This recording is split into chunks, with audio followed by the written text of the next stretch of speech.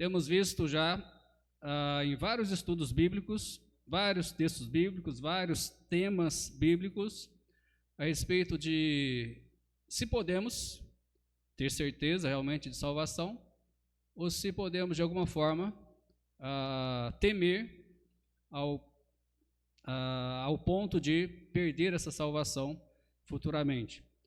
Então, sempre é bom, né, lembrar as diretrizes bíblicas com respeito a isso. As diretrizes bíblicas, para nós fazermos qualquer estudo, pelo menos bem sintetizado, bem resumido, são 3 pontos, ou seja, um versículo, né, primeiramente deve ser analisado no seu contexto bíblico. Se o texto fala sobre servir, então não podemos aplicá-lo à salvação. Segunda diretriz, um versículo deve ser interpretado à luz de todo o restante da palavra de Deus. Nenhum versículo deve contradizer dezenas de outros versículos bíblicos. E em terceiro, uma doutrina deve ser sempre baseada no todo que a Bíblia ensina sobre aquele determinado assunto. Então, se seguirmos essas diretrizes em qualquer estudo bíblico, principalmente o estudo que nós temos feito a respeito da salvação, então não temos nenhum problema ou nenhum perigo em ensinar algo antibíblico. Nós já analisamos, irmãos, lembrando 10 textos bíblicos, já vimos também 16 temas bíblicos.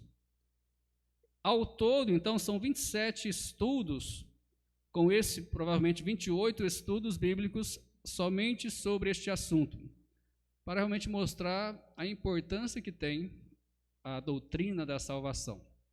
Infelizmente, em muitas igrejas ela é deturpada, ou seja, Jesus nos salva até o determinado ponto em que nós recebemos a Cristo.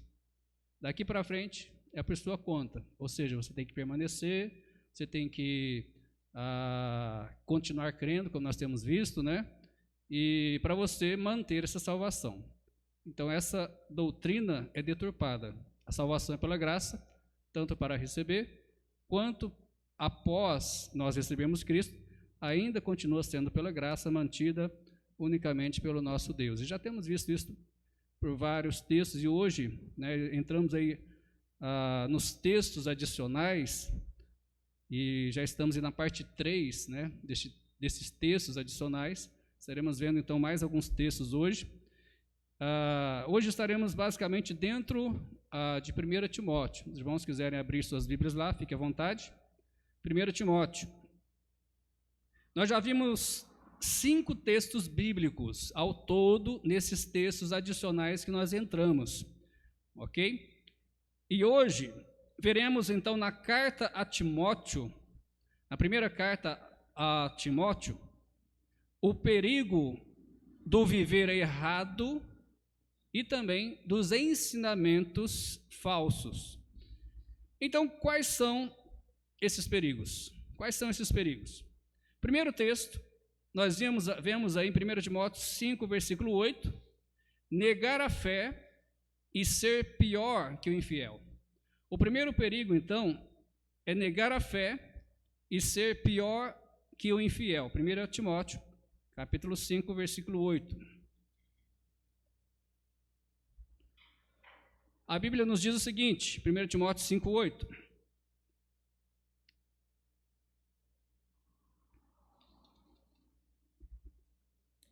Mas se alguém não tem cuidado dos seus, e principalmente dos da sua família, negou a fé e é pior do que o infiel. Irmãos, aqui nós temos Paulo instruindo a Timóteo sobre como a igreja deve proceder na ajuda às viúvas da igreja. Só de início já vemos que não é um texto relacionado à salvação. Então, o contexto fala sobre isso, sobre a ajuda que a igreja deveria dar às viúvas, né, que faziam parte da igreja. E Paulo deixa bem claro aqui que a responsabilidade de cuidar das viúvas é de quem? Dos filhos dessas viúvas. Se elas tiverem. Pode ser que tenha viúvas, né? Tivessem viúvas que não tivessem filhos. Mas se tivessem filhos, Paulo deixa claro aí, logicamente inspirado pelo Espírito Santo, né? Deixa claro que a responsabilidade é dos filhos, cuidar das suas mães viúvas. Mas se alguém, então, ou seja, se algum desses filhos se recusa a cuidar da sua mãe viúva, ou seja, se recusa a cuidar da sua família, a Bíblia diz então que essa pessoa negou a fé e é pior do que o infiel, ou considerada pior do que o infiel. Esse infiel pode ser realmente a pessoa incrédula, a pessoa que ainda não é salva, a pessoa sem Cristo. Então, primeiro, em que sentido essa pessoa negou a fé? Lembrando que estamos analisando esse texto com respeito à segurança de salvação, se temos perigo de perder ou não. Então, primeira pergunta, em que sentido, aqui em 1 Timóteo 5,8, essa pessoa que negou a fé e é pior do que o infiel, em que sentido ela negou a fé? Aqui a Bíblia está nos dizendo, irmãos, que essa pessoa, ela agiu contrária a tudo o que é pela fé. Ou seja, a tudo que a fé ensina, a tudo que a fé significa. Uma pessoa que despreza a própria família, ou a própria mãe, e ainda viúva, então é uma pessoa que está agindo totalmente contrário ao que a fé ensina. Não diz aqui no texto, você pode olhar, você pode procurar, não diz aqui que aquele que abandonou a fé, mas agiu de maneira contrária ao que ele acredita, não diz aqui que essa pessoa perdeu a salvação ou possa perder a salvação, ok? Não diz aqui que essa pessoa abandonou a fé, também não diz isso, que ela abandonou a fé, mas ela agiu de maneira contrária. Ela agiu de maneira contrária a tudo que a fé realmente acredita, ou tudo que a própria pessoa diz acreditar, né? Porque estamos falando aqui de pessoas que estão dentro da igreja. Segunda pergunta, em que sentido, então, essa pessoa também é pior do que o infiel? Em que sentido? Aquele que não é salvo em Cristo, geralmente, então, cuida dos seus. Você deve conhecer, talvez, pessoas que não pertencem a nenhuma igreja evangélica, e você talvez sabe que ela nunca entregou a sua vida a Cristo, ou seja, né, ainda é perdida, ainda precisa de Cristo, mas muitas vezes essas pessoas, algumas, não todas, né, mas algumas dessas pessoas, agem muito melhor do que alguns crentes, do que alguns que estão dentro das igrejas, do que alguns que dizem ser salvos, né, dizem ser seguidores de Cristo. Ou seja, muitas vezes alguns cristãos levam de lavada, né, levam de goleada para os outros que nem cristãos são. E principalmente aqui nessa questão de cuidar dos pais, ou principalmente cuidar da mãe. Então, o sentido aqui que essa pessoa é pior do que o infiel é nesse sentido. Aquele que não é salvo cuida dos seus, mesmo não tendo o Espírito Santo habitando no seu ser, eles cuidam, ou seja, eles fazem aquilo que deveria ser responsabilidade dos cristãos. Ok? Terceiro ponto aqui, finalizando esse texto, 1 Timóteo 5,8, o versículo não trata da salvação do crente, não sugere que o crente perde a salvação por não cuidar de sua mãe, viúva, mas chama a atenção severamente do crente. Chama a atenção severamente para que o crente acorde.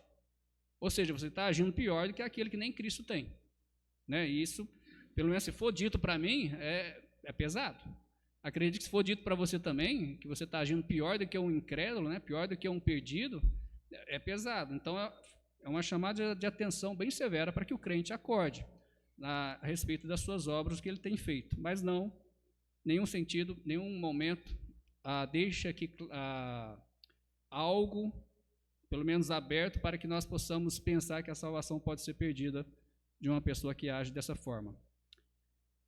Segundo lugar, mas antes do segundo lugar, tem alguma dúvida ou pergunta? Segundo texto aqui em Timóteo, né? Antes de irmos para o segundo texto, alguma dúvida? Pergunta? Não? Ok, então, segundo texto em Timóteo, ou o segundo perigo que nós estamos vendo aqui em Timóteo, o perigo de viver errado e também dos ensinamentos falsos, aqueles que querem ser ricos caem em tentação. 1 Timóteo 6, versículo 9 ao versículo 12. Irmão Cris, pode pegar minha garrafinha de água, por favor? 1 Timóteo 6, versículo 9 ao versículo 12.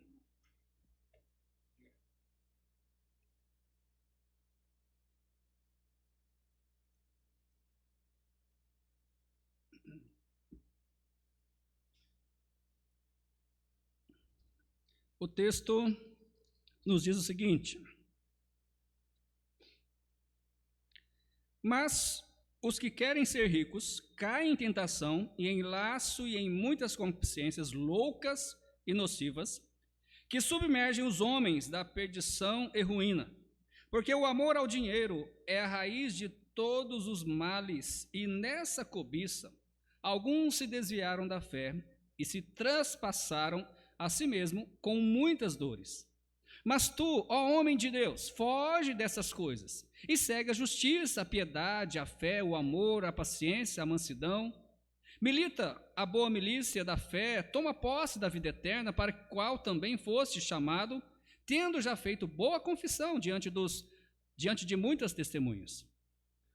Muito bem, então esse segundo texto, irmãos, nós vemos aqui que neste texto Paulo está admoestando a Timóteo quanto ao perigo de amar ao dinheiro. E também, a gente sabe que dinheiro tem muita relação com os bens materiais. Então, a mesma coisa, o perigo de amar ao dinheiro e aos bens materiais desta terra.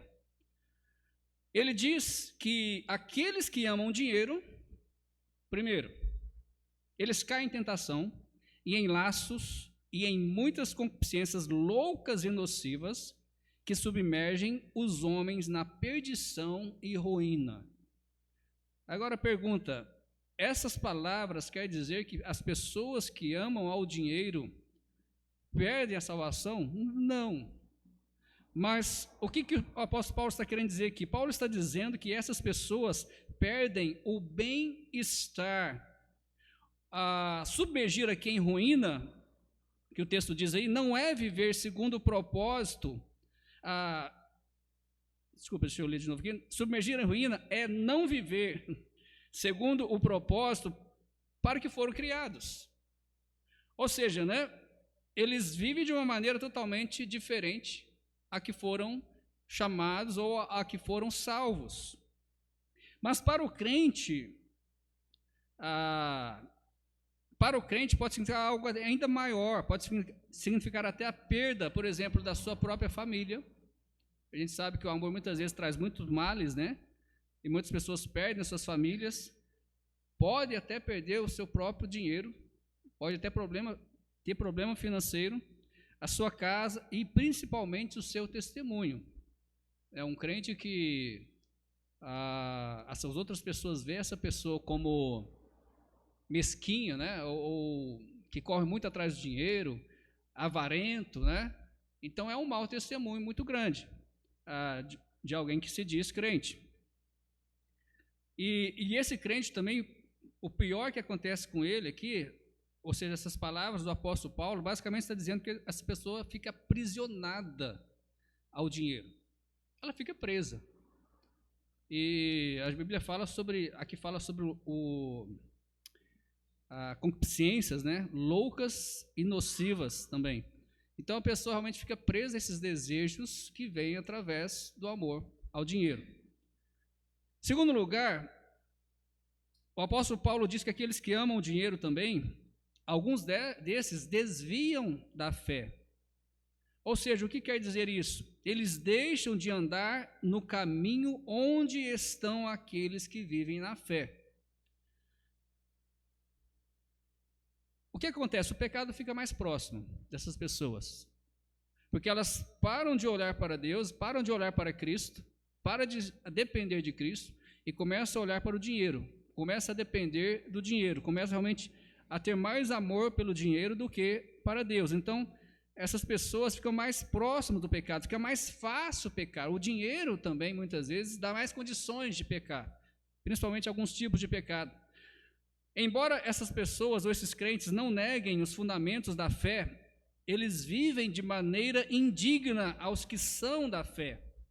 Se esses realmente têm fé, eles vão andar num caminho diferente. Desculpa, deixa eu falar de novo. Se esses realmente têm fé, eles podem até andar num caminho diferente e vão sofrer as consequências por isso, ok? Enquanto estiverem longe de Deus, ok? E em terceiro lugar, aqui nesse texto, 2 Timóteo 6, 9 a 12, né? Ou seja, Paulo aqui volta a admoestar a Timóteo, depois de ele dizer aí o que as pessoas que amam dinheiro, o que pode acontecer com elas, ele volta então agora para Timóteo, falando especificamente com Timóteo, admoestando a Timóteo a fugir destas coisas, para que Timóteo então viva de modo digno, como um cristão. Como que um cristão vive? Ou como que o cristão deve viver? Está aí no texto, né? Em justiça, piedade, fé, amor, paciência e mansidão. Agora, as palavras aí interessantes que acontecem, que chegam aí no texto, né? Toma posse da salvação, não é isso? Toma posse da vida eterna. Aqui não significa de maneira alguma ganhar a salvação por meio do seu caráter ou por meio de suas obras. Não significa isso, né? Alguns podem até tentar usar isso daqui, mas não significa isso de maneira alguma. Mas significa o quê? Se apropriar na prática, o que aqueles que amam dinheiro não fazem, né? Se apropriar na prática dos benefícios, privilégios e responsabilidades que envolve a vida eterna, ou seja, que envolve a vida de um salvo. Do qual Timóteo, está bem claro aí no texto, versículo 12, né? Está bem claro aí, do qual Timóteo já havia confessado diante de muitas testemunhas, ou seja, Timóteo já havia recebido Jesus, já era um discípulo de Jesus, já havia confessado a Cristo, né? Diante de muitas testemunhas.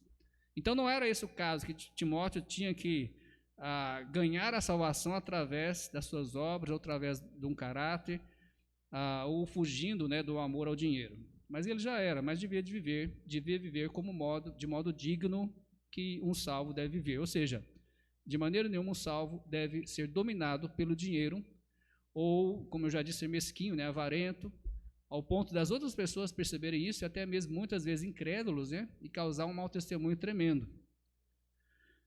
Alguma pergunta até aqui?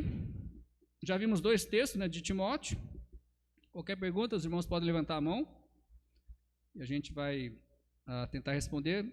A gente também usa o microfone aqui pelo fato de estar sendo transmitido, né, e as pessoas também que estão em casa poderem ouvir. Terceiro texto aqui em Timóteo.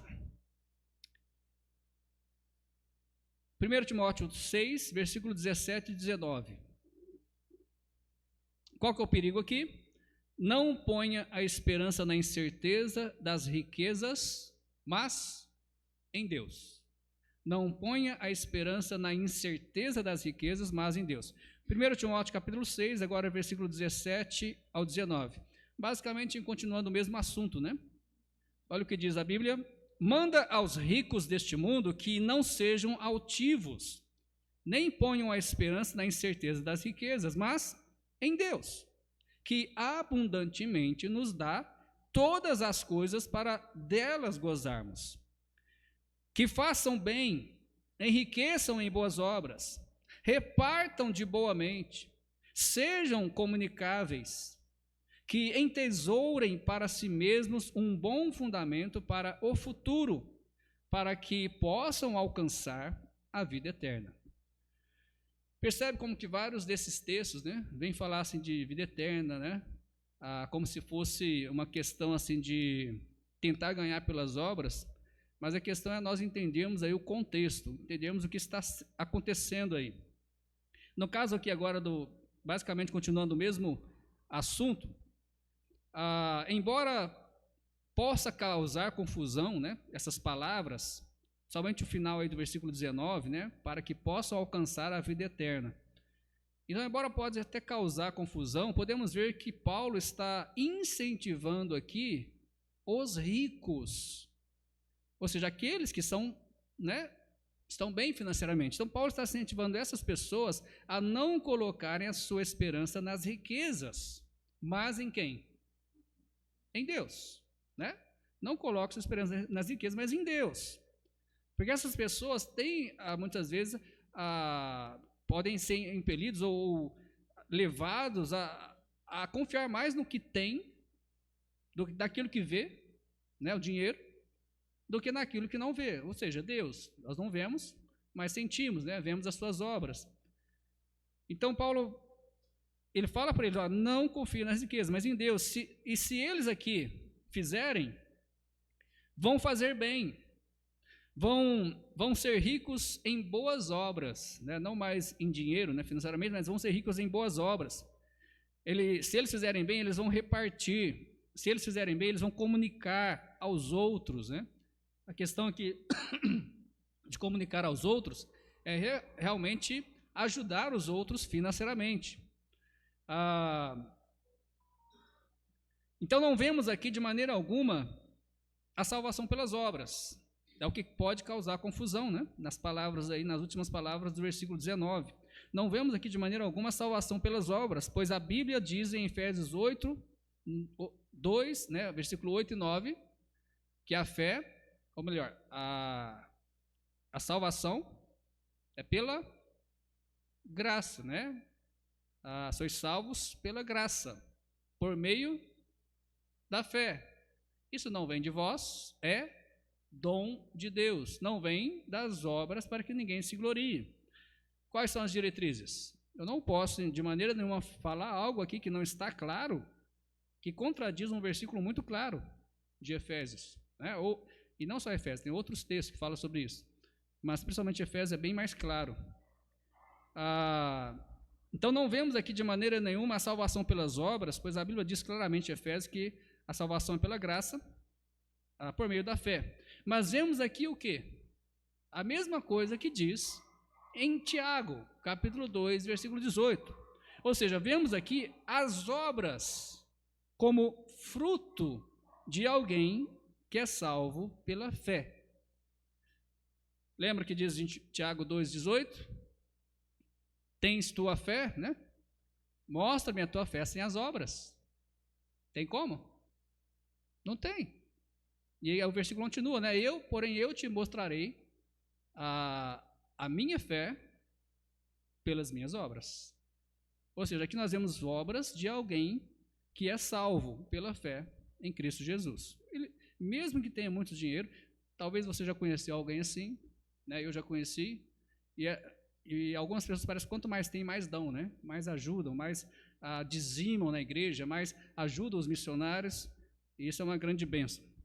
Mas não para ganhar a salvação, essa é a questão, mas porque já são salvos, né? E o amor de Cristo faz as pessoas fazerem isso. Pergunta aqui? Não? Quando não há pergunta, né, os irmãos sabem como é que é, né, a situação, né? Ou o professor é muito bom, ou vocês não entenderam nada, né?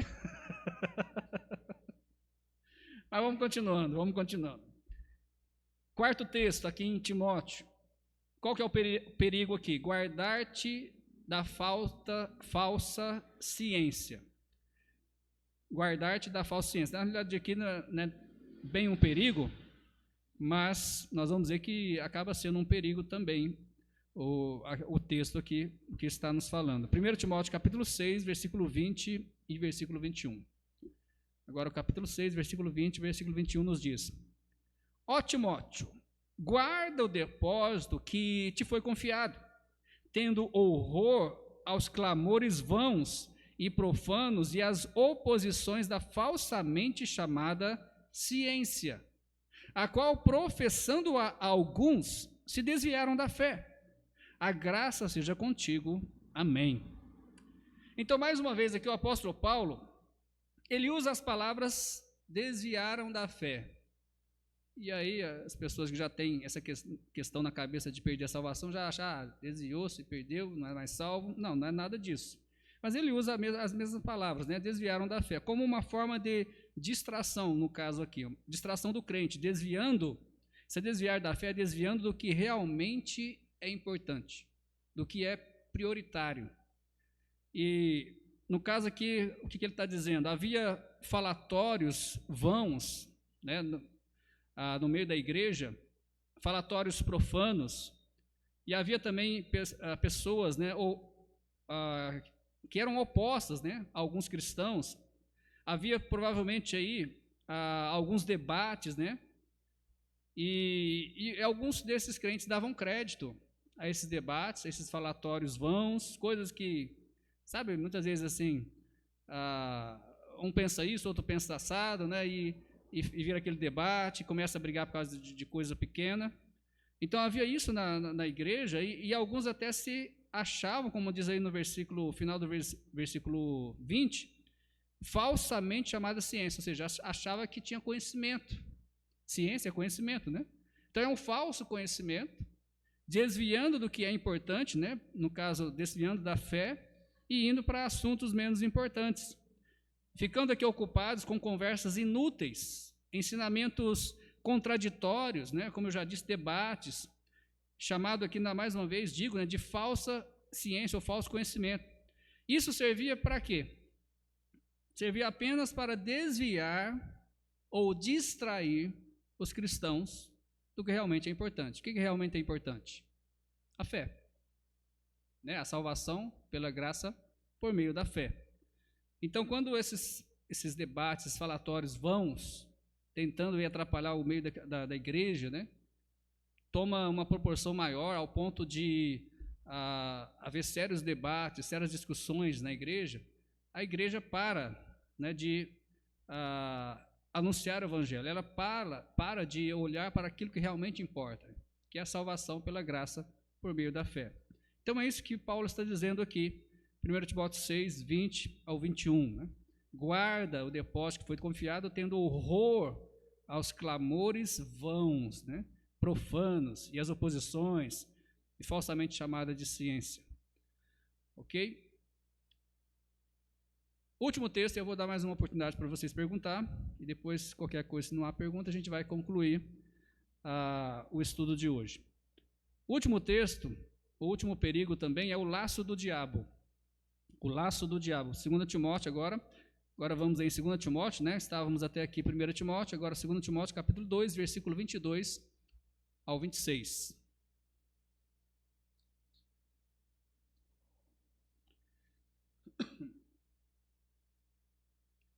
Segundo Timóteo 2, 22 ao 26, nos diz: foge também das paixões da mocidade e segue a justiça, a fé, o amor, a paz, com os que um coração puro invocam o Senhor.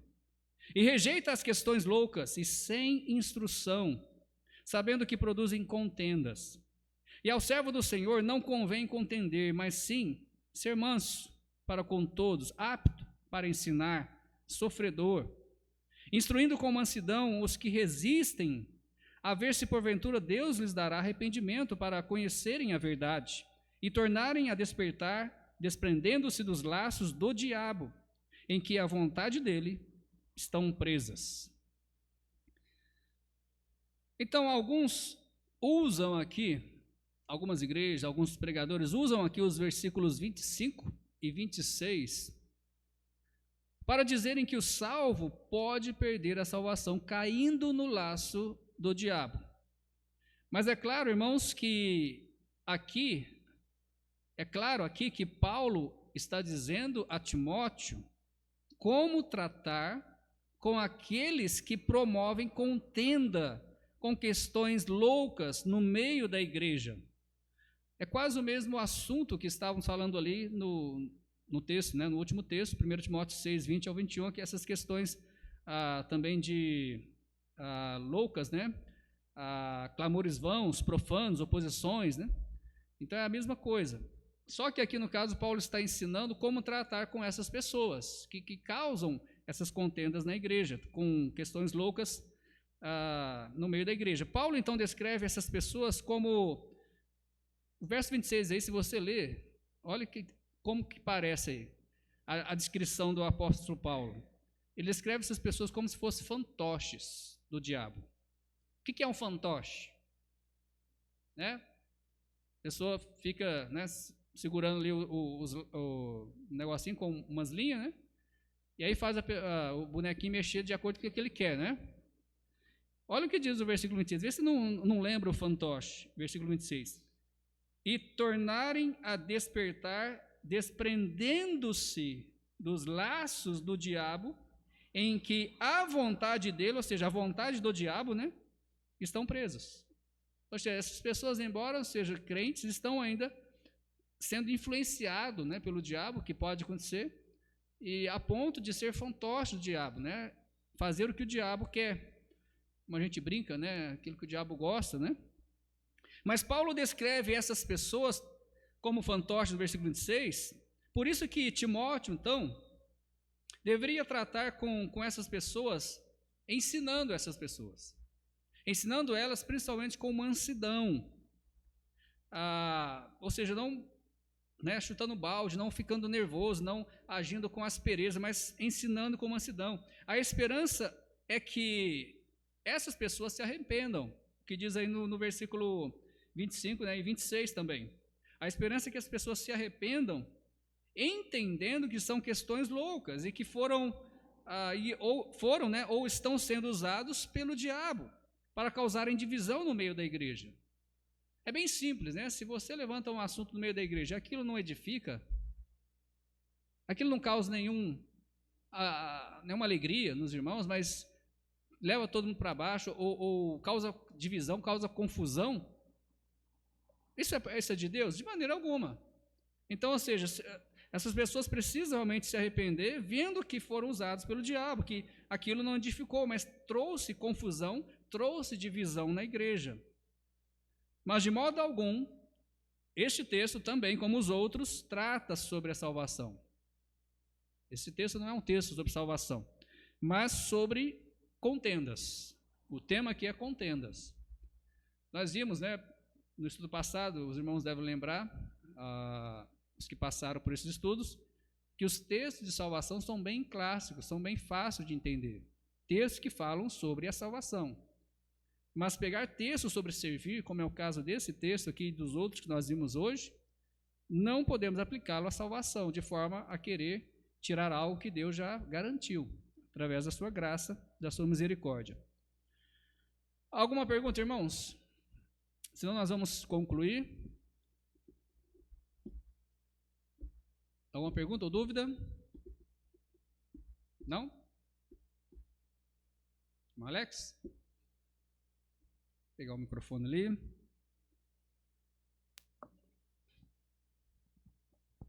Boa noite. Acho que é uma questão mesmo. Isso aqui poderia ser o caso dos cristãos professos também, não, pastor? Qual texto você está falando? O último? Esse último que o senhor citou. Sim, pode ser também. Porque a gente já viu na semana passada que Paulo era bem realista, né? Ou seja, ele sabia, assim como hoje, que numa igreja tem os crentes verdadeiros, os salvos verdadeiros, e tem os professos, ou seja, aqueles que professaram Cristo, ou dizem crer em Cristo, né? Assim como a gente vê em outro texto, que a Bíblia diz que até os demônios creem em Deus, em Cristo, e isso não muda nada. Então, existem os salvos verdadeiros e os crentes, né? Aqueles que apenas professaram, mas não são salvos. Então, pode ser também, né? Mas aqui Paulo realmente está falando aqui de uma forma que não temos assim a certeza se realmente é para os profetas ou para os crentes, mas eu creio que vale para os dois, né? Ou seja, para cada um ver realmente o que está acontecendo, se arrepender. Lembrando que o crente ele sempre se arrepende, né? O professo não. O professo ele é meio cabeça dura, né? Mesmo ele estando errado, ele continua errado, né? Porque o Espírito Santo não age, né, no coração dele mostrando que ele está errado, né? E ele não vê isso, ele continua. Então essa é a grande diferença, né? O crente ele se arrepende porque o Espírito Santo toca ali, né? No coração, bate. Enquanto ele não se arrepende, enquanto ele não pede perdão, aquilo não vai parar, né, de tocar no coração. Mas o profeta não, ele não tem o Espírito Santo, então ele acha que está certo, está tudo bem, né, não ofendeu ninguém, não falou nada demais, falou só a verdade, como alguns dizem, né, eu falei a verdade, e continua com o mesmo problema, ok? Respondeu? Alguma outra pergunta ou dúvida nos textos que nós lemos? Não? Então, concluindo, o viver errado ou de modo indigno de um cristão causa muitos problemas, tanto para o salvo, ou seja, para a própria pessoa, quanto para a sua família e até mesmo a igreja. Mas se essa pessoa realmente é um salvo, um filho de Deus, o que a Bíblia diz que nós já aprendemos nesse estudo? Ele vai ser corrigido. Ele é um filho de Deus, ele foi salvo e foi já feito filho de Deus por Cristo Jesus, então ele vai ser corrigido, ele vai sofrer um pouquinho, Deus vai corrigir. Mas se não for filho, né, não vai ser corrigido. Como eu já disse, ele não vai sentir nada, não vai sentir correção, não vai sentir o Espírito Santo tocando, nada. Falsos ensinamentos também podem causar um grande estrago no meio do povo de Deus, causando divisão, causando distração, né, no povo de Deus também, desviando a igreja da sua missão de levar o evangelho de Cristo à comunidade, né, em que a igreja está, ali a região que a igreja está. E em terceiro lugar, se formos sinceros com a Bíblia, irmãos, se formos sinceros com a palavra de Deus, nós não temos base bíblica para ensinar que essas questões, ou os textos que nós já vimos aqui hoje, colaboram para a perda de salvação. Se formos sinceros com a Bíblia, não vamos realmente ver isso aqui, mas causam grandes problemas no meio da igreja. Quanto mais lidarmos com grandes problemas internos, o que vai acontecer? Menos pregaremos o evangelho aos perdidos. E o que o diabo quer? Causar mais problemas internos na igreja. Quanto mais problemas internos, questões secundárias, questões loucas, menos a gente vai sair para ganhar os perdidos. Então, de maneira alguma, se formos sinceros, esses textos falam sobre salvação, principalmente sobre perda de salvação. Não só pelo texto que nós analisamos hoje, mas também por contradizer dezenas e dezenas de outros textos que mostram que nós temos vida eterna, que nós somos salvos, que Jesus jamais vai nos lançar fora, que nós estamos na mão de Deus, né, e ninguém pode arrebatar da mão de Deus. Então, muitos textos para nós criarmos algo que contradiz o resto, né, o restante da Bíblia. Amém? Acima de tudo, temos que ser sinceros e não partir para um lado de que achamos mais conveniente ou daquilo que nós pensamos, mas temos que realmente deixar que a Bíblia, né, que ela mesma se interprete, ela mesma nos ensine, e nós não podemos de maneira alguma dizer algo que não está aí, né, ou algo que é contra a Bíblia. Amém? Vamos colocar de pé e vamos orar. Depois nós vamos ter um intervalo, e aí depois do intervalo estaremos também tendo mais um tempo louvando a Deus e pregando também a palavra de Deus. Hoje estaremos iniciando uma série de pregação na carta aos Filipenses, ok? Hoje já estaremos entrando com uma introdução na carta aos Filipenses. Oremos.